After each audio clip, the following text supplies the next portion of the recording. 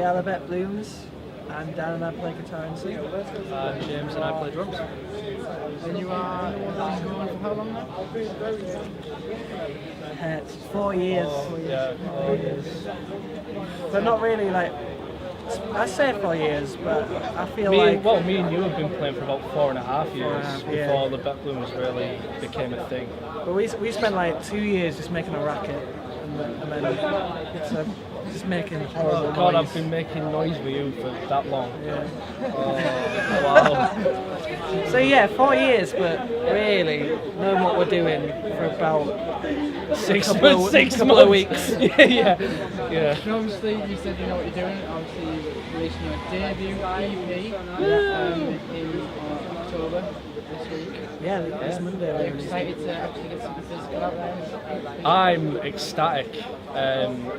We've been kind of feels almost like postponing and kind of buying our time for the right moment for us to all be in the right mindset. We've all been on the same page, and now I think that's really all kind of come together. And I think all of us, I mean, I know there's only the two of us here, but of the five of us, I think we're all equally as proud and happy with the end result.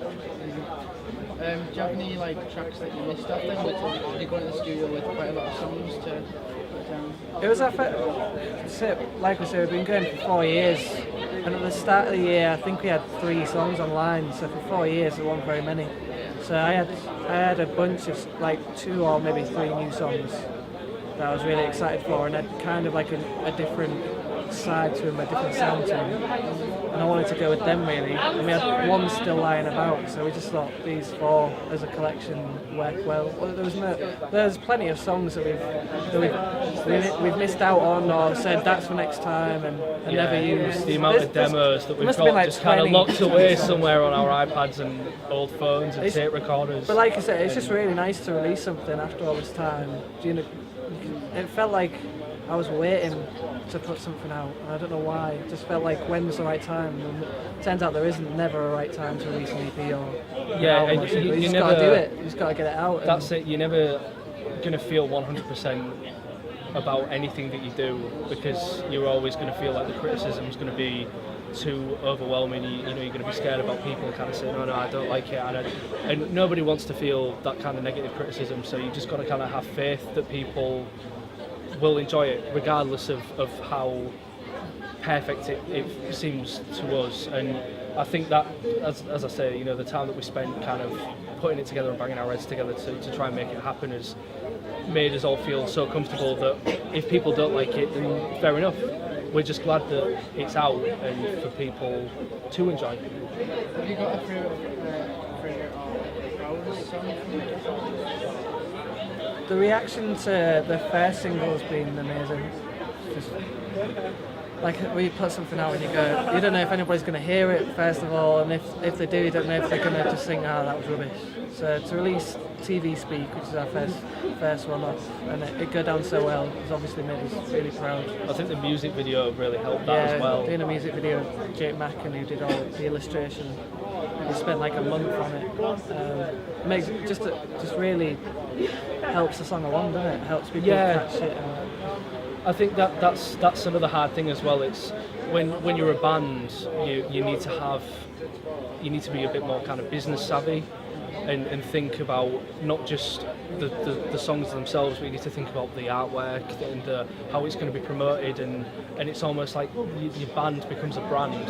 And the music video, with it being like an animated cartoon, immediately stood out, and everyone was like, "Oh well, I want to watch that again," because the video was entertaining, but it made people listen to the song more. And if they were kind of unsure about it, they've listened to it over and over and been like, "Oh no, actually, it's growing on me now," and they've given it more of a chance. So I think that has got a lot to do with it. And our merch is just John, Beardy John. Who's not here. Yeah, and that was kind of like a still shot from the video of just John looking like John, really, in cartoon form. But yeah, people seem to like it, and it's grabbed people's attention, and that's what you need, though. we're not the kind of band to be able to go, oh look, we've done something and scream it from the rooftops. It's kind of like a look guys, you know, come and just come and have a look at what we've done. But what we have put out has had a good reception so far.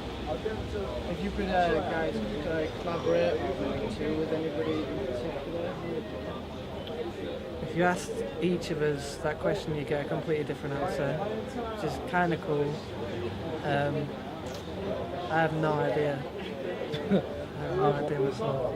I'm already in about a bajillion bands, so Yeah, I you've think toured with everyone anyway. I'm okay on that front, I think. But Yeah, as long as they're funny. yeah. There's like a few bands that from like years gone by, just like Idlewild, just for giggles, Just for a laugh. for the Scottish giggles. Why not? Apart from yourselves, obviously, can you recommend any other bands? Just there's too many. Yeah. It's just insane how many bands are from Hull. We played in Manchester the other night, and the sound engineer was like, "So is there actually a scene in Hull?" Being quite despondent, really. And I couldn't get across to him that we have 180 acts play at Humber Street Sesh. And you think a few of them must be all right. So some of these bands should be doing, nationwide tours, should be on the radio. And it's just a massive bugbear for me that there's bands like Holy Orders, Hubbards, just so many. Life are doing well, Paris XY, so many different genres, Black Delta Movement, just so many bands doing really well and getting the sound right, and should really be on the radio when I turn on 6 Music. Who else have we got? You've got Colour Line anyway, yeah.